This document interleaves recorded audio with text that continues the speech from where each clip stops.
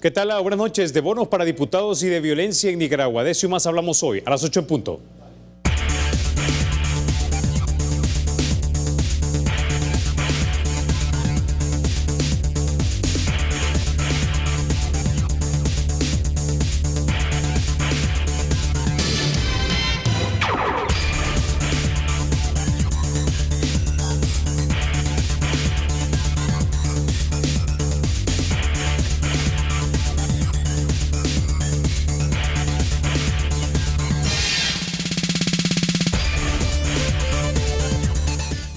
Bueno, este primer segmento es cortesía de Banco Agrícola.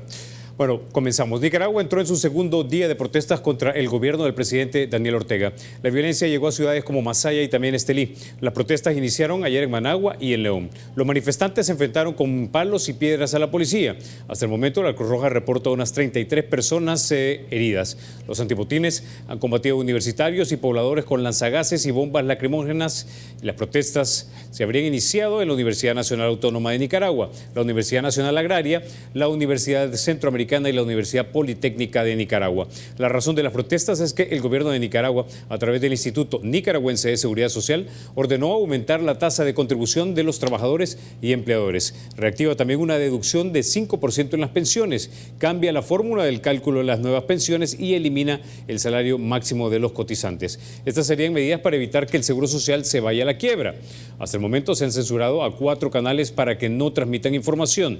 Para hablarnos de esto ya nos acompaña vía Skype 2 colegas desde Nicaragua. Nos acompaña el señor Eduardo Rodríguez, él es editor jefe de la prensa de Nicaragua. Y también nos acompaña el señor Miguel Mora, es director propietario de 100% Noticias, Canal 15. Colegas, bienvenidos a 8 en punto. Buenas noches, gracias. Bueno, quisiera que empezáramos con usted entonces, don Miguel Mora, porque usted ha sufrido ya entonces la censura del gobierno de Nicaragua. ¿Qué fue lo que pasó? Censuraron porque no quieren que informemos lo que está pasando. Y aclaro, ya, si bien es cierto que al inicio censuraron a varios canales de televisión, ya el resto de canales censurados los han vuelto a poner en la parrilla de las cableras, a excepción de 100% Noticias, que es un canal de noticias 24 horas y que por su impacto noticioso, pues tal parece el gobierno de Nicaragua no le interesa respetar la libertad de prensa en este aspecto. Ahora, señor Eduardo Enríquez, tengo entendido que todo este problema radica por el hecho de que básicamente ustedes se han hecho una reforma de pensiones, pero la hicieron desde el Ejecutivo a través de un decreto. Esto no pasó por la Asamblea. Así es. Hay que ir un poco atrás y explicar que el INS ha sido llevado prácticamente a la quiebra por una situación que va incluso más allá del tema de la naturaleza general de los sistemas de seguridad social que hay en los otros países. Acá ha habido una gran corrupción en el Instituto Nicaragüense de Seguridad Social, un gran despilfarro, y como respuesta del gobierno, ahora que solo le quedan unos 6 meses de reserva para poder pagar las pensiones, ha tomado unas medidas en la cual no resuelve nada del tema de corrupción, sino que ni de despilfarro, sino que más bien ha sobrecargado, porque esta es la segunda carga que nos hacen en menos de 5 años, a los trabajadores cotizantes, a los empresarios y también ahora incluso a los mismos pensionados.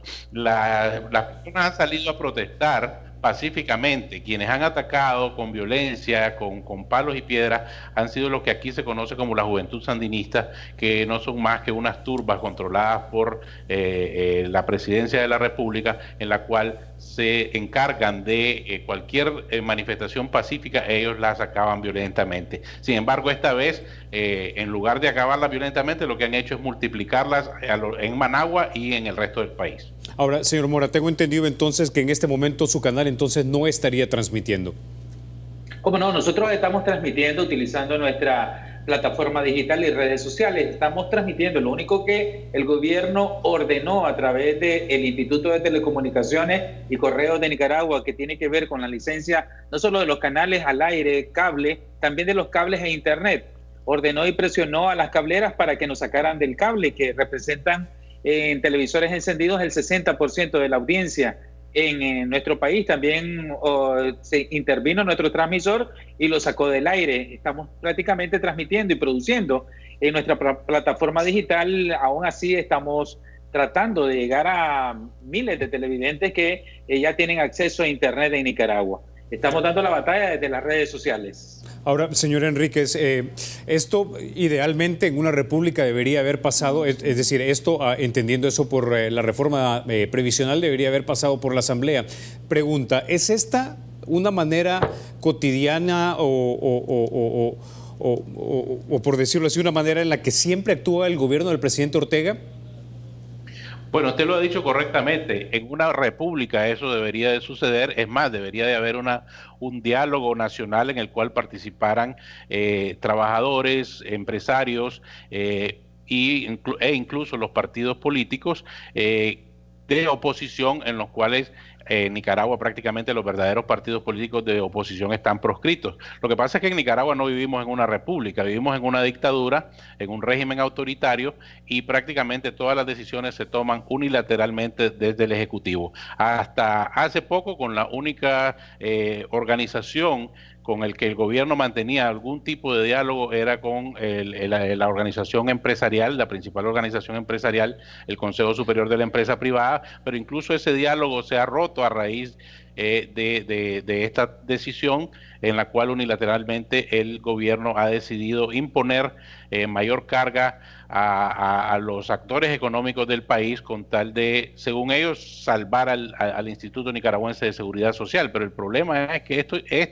según los expertos, estas medidas ni siquiera van a salvar al Instituto Nicaragüense de Seguridad Social. Lo que hacen es ponerle, como decimos aquí, un parche, y dentro de 5 años vamos a estar en el mismo problema, el INS sin ninguna reserva para poder pagar las pensiones. Y bueno, si esta gente todavía estuviera en el poder dentro de 5 años, pues no sé qué van a hacer, porque ya están afectando prácticamente la economía de Nicaragua con estas medidas. Es decir, señor Enríquez, entonces, cuando se trata de esta reforma previsional, como usted lo ha mencionado, es un parche, no se está tratando entonces el problema fundamental, es decir, por ejemplo, tratar de formalizar la economía para ampliar, digamos, la base de contribuyentes al Seguro Social, y de repente los beneficios que tienen los jubilados actualmente serán demasiado con respecto a lo que se cotiza.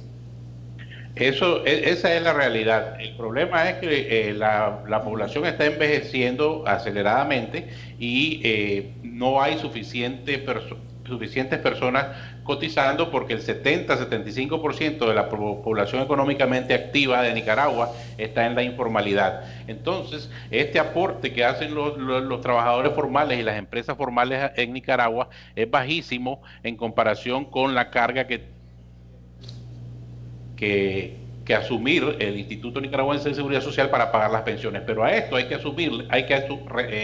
agregarle el tema del despilfarro y el tema de la corrupción que ha sido denunciada públicamente en el diario La Prensa y en otros medios independientes, porque se han despilfarrado millones de dólares en construcciones, por ejemplo, de edificios de lujo que permanecen vacíos en el centro de Nicaragua, en el centro de Managua permanecen vacíos porque simplemente se construyeron con dinero del INS sin que la ley lo permita, y pues no han generado ningún rédito para esa institución. Han habido malas inversiones, ha habido corrupción, despilfarro, y bueno, ahora la solución que este gobierno da de manera unilateral y autoritaria es cargar más a los nicaragüenses con tributos. Ahora, señor Mora, aquí en El Salvador algunos sectores hablan acerca del ritmo de crecimiento económico de Nicaragua y cómo esto de repente es un reflejo de la prosperidad y de repente de la manera en que gobierna el presidente Daniel Ortega.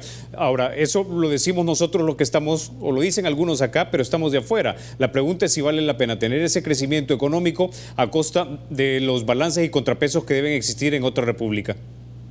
A largo plazo y a mediano plazo es imposible. Lo que podamos construir, porque lo estamos haciendo, estamos creciendo a casi el 5% anual, el gobierno lo puede echar al traste con la falta de institucionalidad, con la violación a los derechos elementales de los nicaragüenses, como es la libre protesta, la manifestación pacífica, está constituido y está asignado en nuestra Constitución que los nicaragüenses podemos protestar pacíficamente y exigir a nuestro gobernante explicaciones, como lo que decía en este caso el INS, qué hicieron con tanto dinero, por qué se ha despilfarrado, quién se ha robado ese dinero.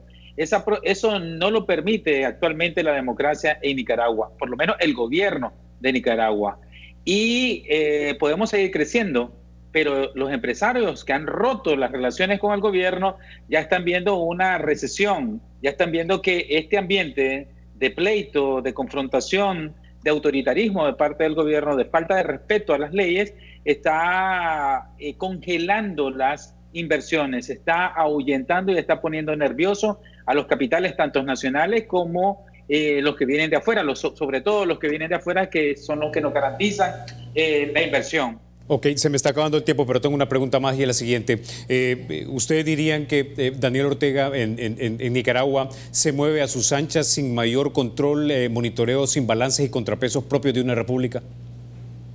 Totalmente. Aquí se ha eliminado toda la independencia de poderes. Estaba hablando del crecimiento económico. En realidad, Nicaragua ha crecido en un 4.5%. 20 años, no hemos necesitado estar en una dictadura para crecer en ese ritmo. Y estos últimos años, el crecimiento había sido de 4.5%, pero contando con $500 millones de ayuda líquida que venía de Venezuela, que eso ya ha desaparecido. Así que ese crecimiento de 4.5%, yo ya lo veo muy lejos. Ok, con esa ya nos vamos a quedar. Señor Mora, señor Enríquez, les deseo éxito y por supuesto cuídense y hay que seguir informando a la gente. Vamos a regresar con ustedes en días posteriores si esto de repente va empeorando. Vamos a estar vigilando la situación en Nicaragua. Gracias, colegas, por haber estado esta noche aquí en 8 en Punto. A ustedes por gracias. Bueno, vamos a la pausa. Cuando regresemos analizamos lo que está pasando en Nicaragua. Por supuesto vamos a hablar también del bono legislativo, entre otros temas. Ya regresamos.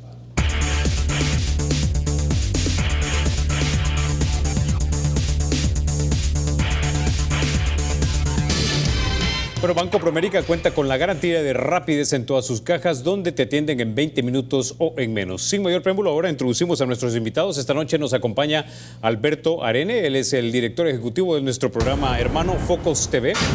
También nos acompaña el doctor Rubén Zamora, ex embajador de El Salvador en los Estados Unidos, también en India.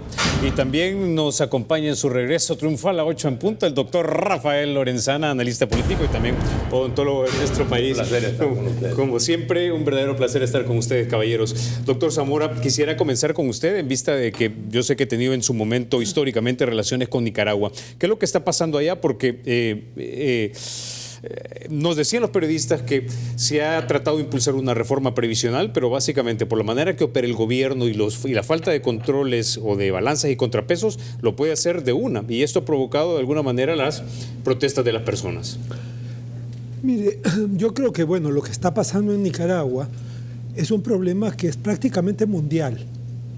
Los cambios de población, de la estructura de la población, reducción de nacimientos y longevidad mayor por millones de personas, implican que el sistema de pensiones previsional entre en un estrés muy fuerte. Aquí está pasando en Alemania, está pasando en todas partes prácticamente, o sea que es un problema central ahora a nivel mundial. Ahora, en Nicaragua está pasando. ¿Cuál es el problema especial para el caso nicaragüense? Primero, que por lo general esto genera discusiones al interior del país, porque esto se tiene que hacer cuando se cambie el sistema previsional a través de una ley, porque el sistema nace con una ley y está sujeto a una ley. En Nicaragua pareciera que la Asamblea Legislativa como que no existiera y simplemente la han ignorado en cambios a la ley, ¿ya? Ese es un primer problema.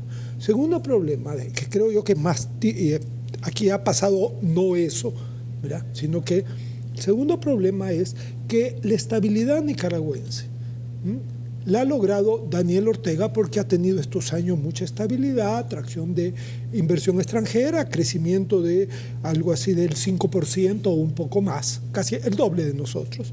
Pero esto está basado en un acuerdo político, en que a la oposición se le excluyó, así literalmente ha sido políticamente excluida, ¿ya? además de que era una oposición bastante fraccionada que le facilitó las cosas a Daniel, pero segundo, en un acuerdo no escrito con la empresa privada, en el que cualquier actividad importante del gobierno norteamericano en el campo económico se hablaba y se consultaba con la empresa privada, concretamente con el COSEP de Nicaragua, que es el equivalente al nuestro, ¿verdad?, de los empresarios. Y eso había permitido cierto arreglo, porque el arreglo era este: mira, Daniel, tú en política haz lo que quieras, pero nos dejas a nosotros hacer lo que queramos en nuestro campo, que es el campo de invertir, de meter. Y en medio de eso iban una serie de, dijéramos, ayudas al gobierno, a personas del gobierno, bastante corrupción. Ese acuerdo es el que se ha roto ahorita. ¿Por qué? Porque lo que Daniel ha hecho, que es una medida o un parche, diría yo, bastante desesperado y que no va a durar mucho para mantener el sistema, ese afecta directamente a la empresa privada, afecta a los trabajadores, ¿ya? Y ha ido incluso más allá de lo que aquí se ha hecho, porque allá han recortado a los pensionados, le han recortado. Aquí le están recortando a los que van a pensionarse, ¿ya? Ahí hay una diferencia. En los dos casos es recorte a un pensionado, pero un caso es mucho más grave que el otro, porque el otro tiene acomodada ya su vida y a veces muy ajustada a la pensión, como en todas partes. Okay. Pero ahora esto es grave, ¿verdad? Y por eso es que ya hay protestas que en Nicaragua no había. Yo así lo veo. Alberto, yo sé que tú viajas bastante seguido a Nicaragua. ¿Le desbarata esto la estabilidad al presidente Ortega? Vamos a ver, aquí estamos hablando de una hegemonía absoluta de Ortega que logró el control de todos los poderes del Estado y de buena parte de los medios de comunicación desde hace mucho tiempo. Y eso se dio por vías no constitucionales, ¿verdad? Frente a una oposición también muy debilitada y fragmentada. Esto dicho, básicamente eso acompañado, dijéramos, de niveles de inversión y crecimiento considerables, ha llevado a una relación muy importante, como señalaba Rubén, con el equivalente de la ANEP y el gran sector privado, a una relativa estabilidad política en la medida donde no controlan todas las instituciones, ejecutivo, legislativo, judicial, buena parte de los medios de comunicación, y por otro lado, con una oposición debilitada, a no ser los zancudos, como le llamaba Somoza, que es Arnoldo Alemán, donde hay compadre hablado. Esto dicho, implica que los niveles de represión, primero los niveles de protesta y de represión correlativa han sido relativamente pequeños. Yo creo que esta es la segunda vez que estoy viendo protestas más en serio y un proceso, dijéramos, de ascenso o primer nivel de lucha de masas, donde además está involucrado sectores populares, clases medias y el mismo empresariado, ¿verdad? Yo no sé si esto va a romper definitivamente el acuerdo con el COSEP, tal vez sería prematuro, pero no hay duda que agrieta estas alianzas y la estabilidad. Decía que solo habían habido 2 ocasiones donde he visto este nivel de protestas. Uno fue cuando todos los movimientos campesinos que se sentían amenazados con el hecho de que iban a expropiar las tierras con el canal interoceánico, ¿verdad? Reaccionaron y vimos que eso sí estaba cobrando más fuerza. Y ahora hasta ahora no ha sucedido. Finalmente diría yo que esto sucede en un momento donde los países que tienen cuestionada la legitimidad democrática por la vía electoral, por el manejo, por la separación de poderes, etcétera, pareciera que hay a nivel internacional un foco mayor a estos países. Nicaragua es uno de ellos.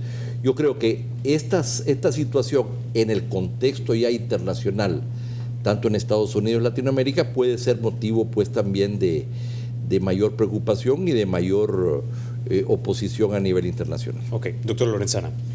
Bueno, para mí, habiendo escuchado lo que han expuesto, lo que me interesa bastante es que la gente joven vea, reconozca o conozca, porque ya no lo conocen, cuál es el antecedente. De los que yo tengo muchas buenas relaciones con muchos empresarios de Nicaragua. Y primero hablemos de que una persona como el presidente actual de Nicaragua luchó en contra de una dictadura por la que se suponía se iba a ser sustituida por una democracia, y él resultó que aquello que luchó en contra, como Somoza, ahora él es lo que hace exactamente, no exactamente, pero bastante parecido a Somoza. Lo que yo he escuchado de los empresarios amigos es que llegó un momento, y en estas son conversaciones, lo voy a relatar como una conversación con un amigo, un alto empresario de él, me dice, mira, en los tiempos de los 80s nosotros teníamos problemas porque estos nos mandaban a hacer a las empresas huelgas, nos molestaban y entonces no nos dejaban trabajar. Daniel ahora me dijo, y ellos son, como son empresarios, hoy ya no ven huelga, ya no nos molestan, nos dejan trabajar, y él propuso, y es un poco diferente lo que acaba de decir Rubén, me dicen ellos, él propuso que, mire, hagamos un pacto. En lo político ustedes no se metan y yo los dejo trabajar en la economía. Ustedes hagan sus negocios y yo aquí no los molesto. Entonces ellos me dicen, pues así vivimos y en esa forma estamos haciendo negocios, estamos creciendo. De hecho, hay muchos salvadoreños empresarios allá invirtiendo en centros comerciales enormes que no los tienen aquí. Hay una serie de personas porque se sienten protegidos de ese acuerdo. El problema drástico va a ser que eso que antes era una garantía para el empresario, no hay huelgas, no hay molestia, eso que acabamos de ver en el noticiero, eso cambia toda la perspectiva. Eso les da otra forma y eso es peligroso para la estabilidad económica de Nicaragua. Porque es cierto, Nicaragua ha crecido muchísimo, es cierto, Nicaragua se ha expuesto mucho en el aspecto turístico, ha incrementado tremendamente y que es una industria limpia. Entonces sí se pone en peligro en este momento ese tipo de situaciones, pero como decía Rubén, es una situación que estamos viviendo en todos lados, porque tenemos que aceptar el hecho de que hay un hecho que es un factor importante que se está discutiendo igual en Estados Unidos, que es la solidaridad. La gente tiene que empezar a contribuir al sistema de pensiones, a su retiro, desde que esa persona entra a la fuerza de trabajo. No necesariamente, y al sistema de salud. No, esa persona va a llegar a reclamar al final de sus años y ha tratado sin responder. Entonces, como ahora vivimos más, los gastos incrementan y ahora el aporte va a tener que ser mayor. El problema, vuelvo y nada más en este caso, y lo mencionaba Rubén antes, es que no se están siguiendo los aspectos reconocidos de la democracia en el que sea una ley y se discute en la Asamblea Legislativa en Nicaragua, sino que es una imposición del Ejecutivo. Okay, una más. Con ese ya tengo que ir a la pausa. Cuando regresemos hablamos entonces ya de otro tema. Vamos a hablar de esos bonos legislativos que se le iban a dar a los diputados que salían y a algunos empleados. Ya volvemos.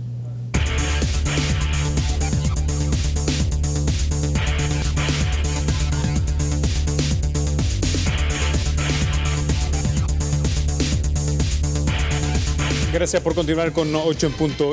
Doctor Lorenzana, quisiera comenzar con usted, pero antes de eso quiero que escuchemos lo que dijeron de 3 diputados cuando estaban opinando acerca de los bonos que se iban a entregar a los diputados salientes y que se había aprobado por acuerdo de junta directiva y también para algunos empleados. Escuchemos. Por derecho y por el funcionamiento mismo y su trabajo, deben continuar recibiendo el bono, pero las y los trabajadores de la institución. En este caso, nuestro grupo parlamentario lo vamos a proponer a todos, debemos de renunciar al bono. Bueno, yo ya he explicado que yo no lo voy a recibir y siempre lo he donado, pero en esta oportunidad no lo vamos a recibir. Sí, lo voy a recibir, si lo dan, lo voy a recibir, pero no tengo que andar diciendo a quién se lo voy a dar o a quién se lo voy a donar. Eso no va con mi naturaleza. Bueno, doctor Lorenzana, una vez más, primero su valoración inicial. Bueno, mire, lo que he estado escuchando, yo realmente reaccioné como la mayoría de la población sobre este punto, con mucho disgusto, porque eso no me parece correcto y siguen siendo una de las tantas cosas que se ven en la Asamblea Legislativa. Hoy en la mañana tuve la oportunidad de escuchar la explicación de parte de 2 diputados en otro canal de televisión de qué era lo que realmente había pasado.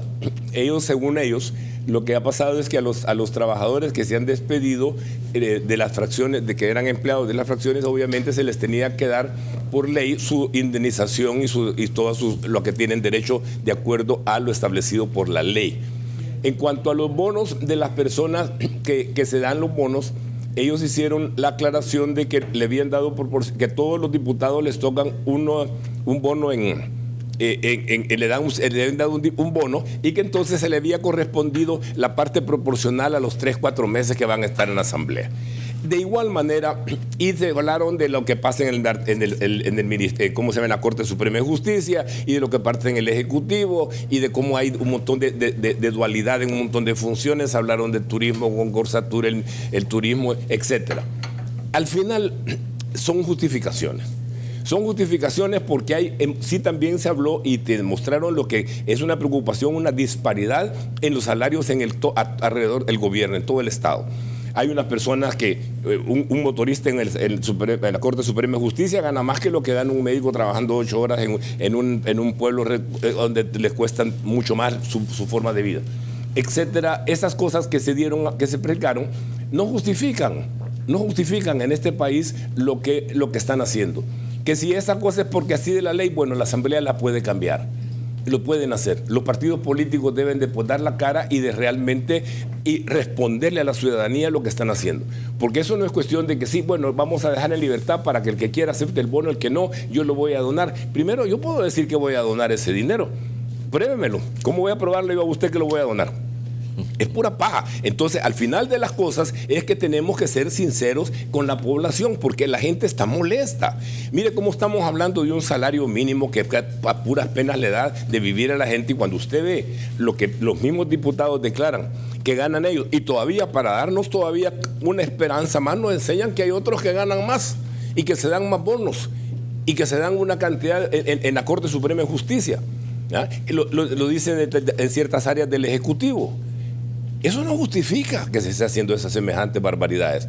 Claro, ellos se quejaron ahora de que la Asamblea es el punto de ataque y que la prensa. No, es que lo que pasa es que es obvio. Si ellos tienen la capacidad de regular esto, la capacidad de fiscalizar a los otros órganos del Estado y la capacidad de aprobar el presupuesto, no me vengan a justificar de que sí, nosotros nos damos, pero aquel agarra más. Eso no es consuelo para la población. Entonces sí creo que tiene justificación la población de estar molesta, y hay cosas que hay que cambiar, pero como hablábamos antes de las cámaras con Rubén, son de las cosas que tiene que hacer la Asamblea Legislativa. Y ese es el problema.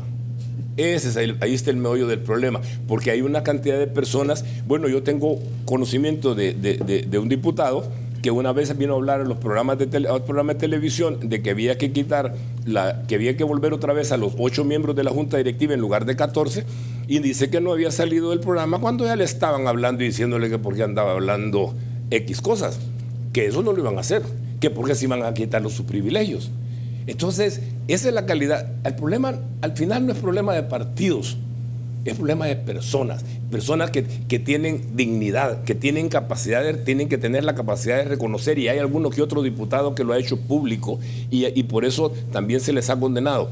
Pero es la persona de tener la capacidad de decir: yo, fulano de tal, represento a mi país y represento a mis ciudadanos y voy a respetar la condición que mis ciudadanos viven. No vengo aquí a aprovecharme porque tengo el voto y porque los demás me hacen la presión, o porque quieren sacar beneficios y dividendos que no se los merecen. No me venga usted a decir que estas cantidades, los salarios que se pagan con 14 salarios, y además se dan bono, se dan gasolina. Yo le pregunto a cualquier empleado, a usted se lo pregunto, a usted le dan aquí gasolina, le dan carro para venir acá. No, usted de su sueldo, yo de mi sueldo, lo que yo gano, pago mis cosas. No sencillamente, sí, nos dan $5,400 más 130 galones de gasolina. ¿Quién en su sano juicio se gasta 130 galones de gasolina en un mes? Claro. Ahora, Alberto, dice un dicho aquí en El Salvador que lo que no cuesta se hace fiesta, dicen, ¿no? 2,8 millones de dólares en prestaciones adicionales. No sé si, eso reportaba el diario de hoy, no sé si todo eso va enteramente para diputados o para empleados públicos. El punto es que en este país el Banco Mundial ha dicho que la gente arañando logra los $10 diarios, hasta los $10 diarios. Quiere decir que hay mucha gente que sobrevive con mucho menos que eso. Entonces, de repente, habiendo tantas necesidades en hospitales, en la Policía Nacional Civil, etcétera, probablemente debería haber un mejor uso para este dinero. Bueno, a mí lo que más me llama la atención, por supuesto que esto es totalmente incorrecto, ¿verdad? Pero lo que me llama la atención es que aquellos que no actúen aquellos que se opusieran a esto o que estuvieran de acuerdo más bien en esta medida porque les conviene, habría otra consideración que deberían de tener, ¿verdad? Que es, mire, la gente está indignada con el comportamiento en la Asamblea, de los diputados, etcétera, y sobre todo con ese tipo de práctica. Esto se va a conocer y por lo tanto no nos expongamos a semejante barbaridad. O sea, lo que quiero decir es, me llama la atención la piel gruesa, ¿verdad? Y la falta de antenas de poder prever que una acción así va a tener repercusiones grandes en su propia imagen, que está bastante desgastada, y aún así reiteran en ese tipo de comportamiento. Eso me parece a mí increíble. No estoy juzgando, por supuesto que es algo incorrecto, pero es todavía peor porque ni siquiera tienen el cálculo político, llamémosle, de ver que les va a afectar en su imagen, en la percepción de la gente. Creo que no tiene sentido mucho discutir si esto es incorrecto o no. Por supuesto que lo es, frente a los problemas de la gente y frente a los problemas aún fiscales que existen en el gobierno, ¿verdad? Que hay que contener el gasto y sobre todo gastos innecesarios. Ok, ahora vamos a esto, doctor Zamora, porque yo estuve hablando con algunos abogados, amigos de 8 en Punto, y me decían que legalmente tampoco es que se sostiene el argumento, porque tengo entendido que una prestación como un bono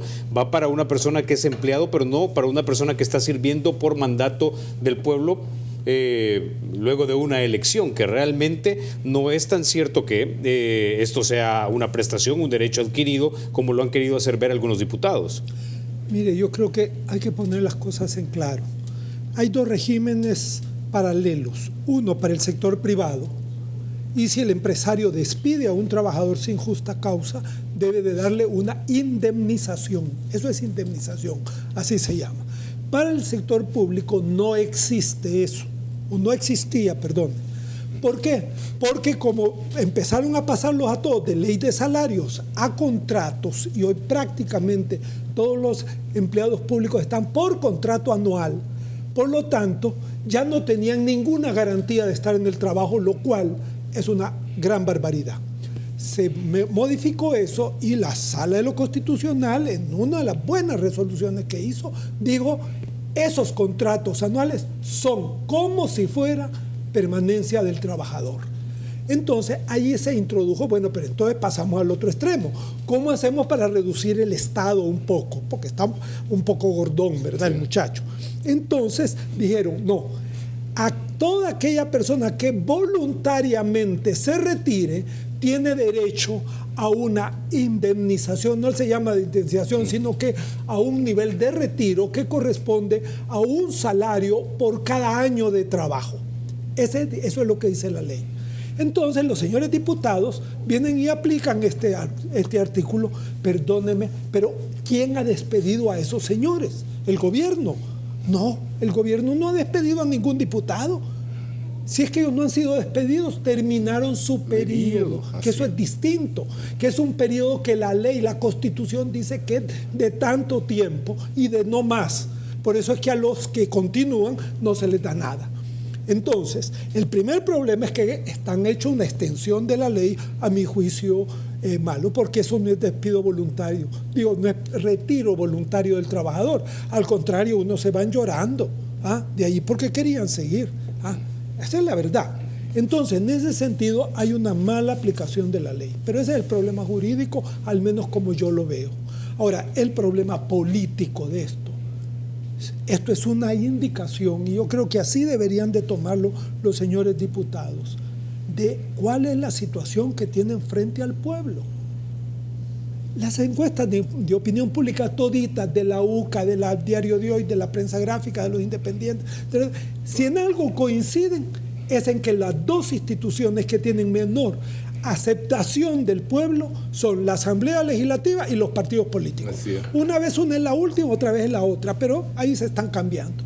Entonces, si esa es la situación, todo este tipo de cosas lo único que añaden es desconfianza, deslegitimación y a veces indignación de parte de la gente. ¿Por qué? Porque sabe que los salarios de ellos son bastante más altos, ¿ya?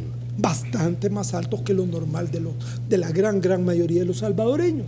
Entonces yo creo que la Asamblea debería de tener ese cuidado, primero aplicar la ley en los términos de la ley. Esto, a mi juicio, ameritaría que a la directiva de la Asamblea Legislativa que ha tenido que aprobar eso, se le hiciera el respaldo respectivo por parte de la Corte de Cuentas de la República. Okay. Pero como no tenemos una Corte de Cuentas que valga la pena, no va a pasar. Porque ellos se van a encargar de que no la tengamos. Pero ¿cómo dejas, por ejemplo, la indignación que te causa que los que se van tienen que tener guardaespaldas por un año más? Por favor. Claro. Tengo que ir a la pausa, ya volvemos. Cuando regresemos vamos a hablar acerca del nuevo precandidato presidencial del Frente, el señor Hugo Martínez, todavía ministro de Relaciones Exteriores. Ya volvemos.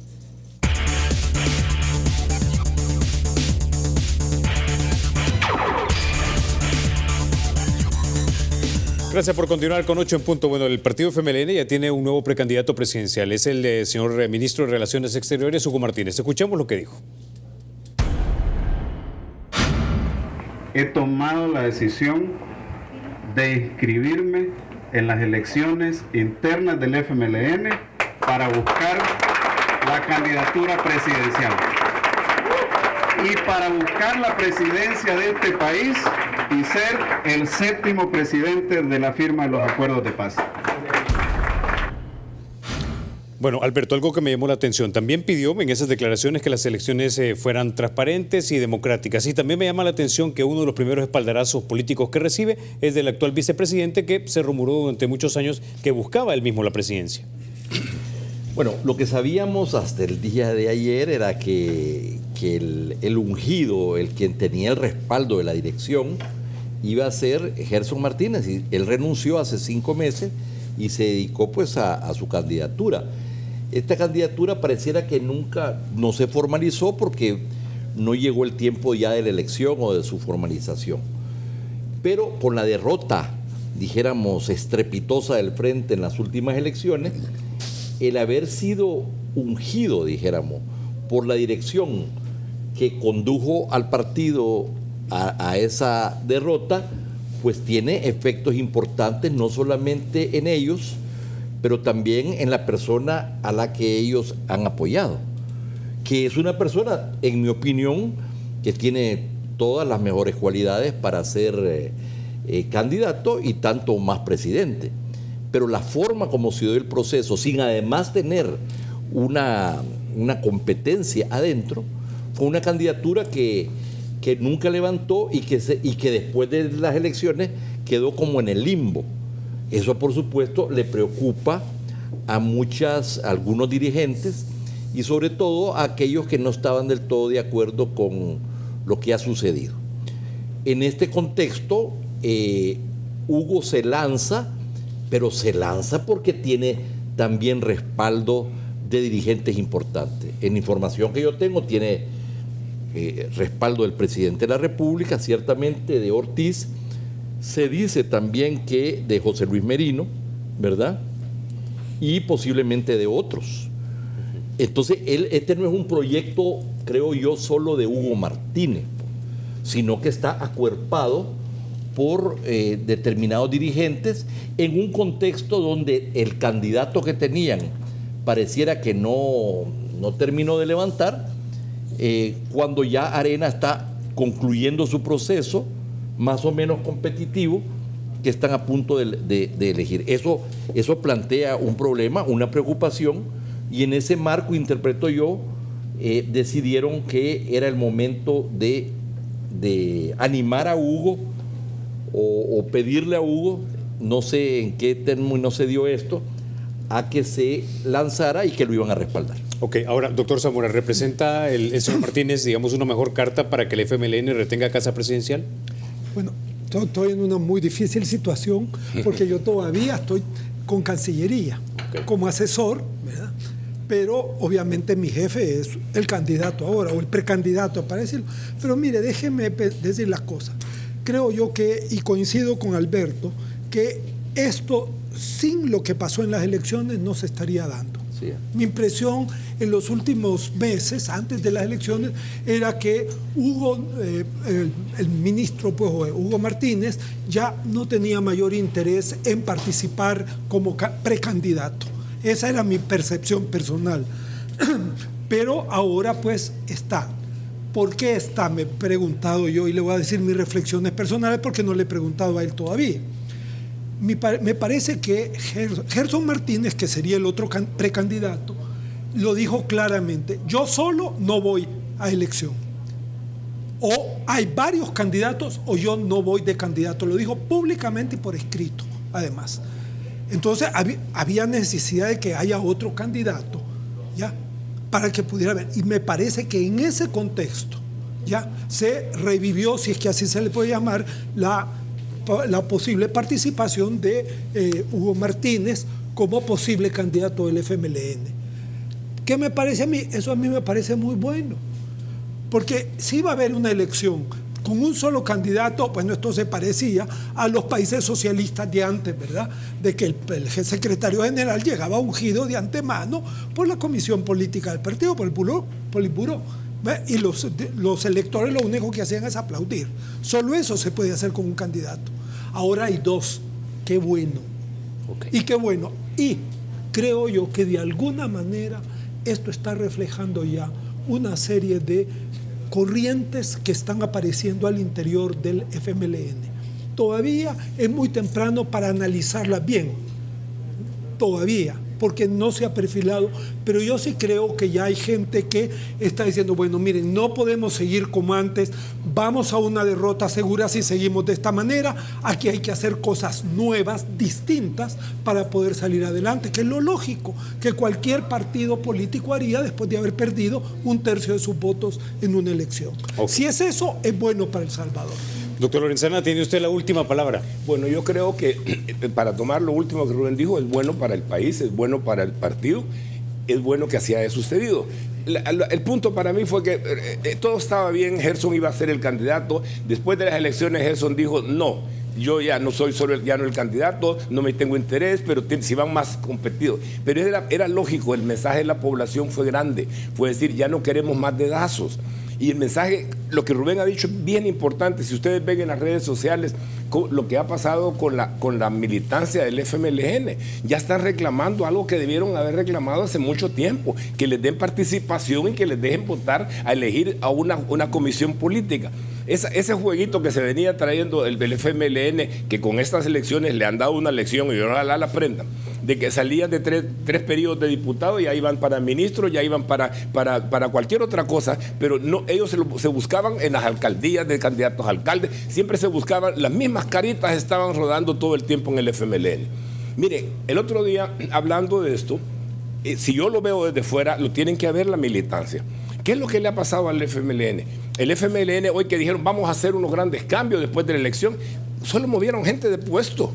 ¿Por qué? Porque no tienen gente. Yo siempre le he dicho que el FMLN hizo muy mal el haber sacado los valores que tenían, que la gente con la que firmaron los acuerdos de paz, la gente capaz que tenían, y puedo mencionar un montón de nombres, algunos presentes, que tenían en la militancia en ese momento, hicieron muy mal, porque entonces la gente capacitada, los cerebros se fueron y se quedaron la misma gente dándole vueltas a este muñeco, que ahora la lección creo que la han aprendido. Yo estoy de acuerdo, y un compañero de esta mesa, que era el padre Tojeira, comentó algo sobre los que estaba pasando en Arena. Mi respuesta a él es igual que la que voy a dar ahorita, a lo mismo al FMLN. Mire, tal vez los debates no son debates como él llama. Sí, pero estamos viendo, la ciudadanía está viendo por primera vez las expresiones de las personas, lo que más o menos responden, cómo se manejan ellos para poder conocer a los candidatos y elegirlos. Y eso le va a pasar al frente, y qué bueno por el frente. Ok, y con ese ya nos vamos a quedar. Ustedes, amigos, se quedan con el Gráfico TV. Ahí se encuentra Cristian Villalta, Eugenio Calderón, Daniel Herrera y el Pipita López. Dicho esto, soy Carlos Toledo. Gracias por vernos. Recuerden, la República es de todos y hay que cuidarla.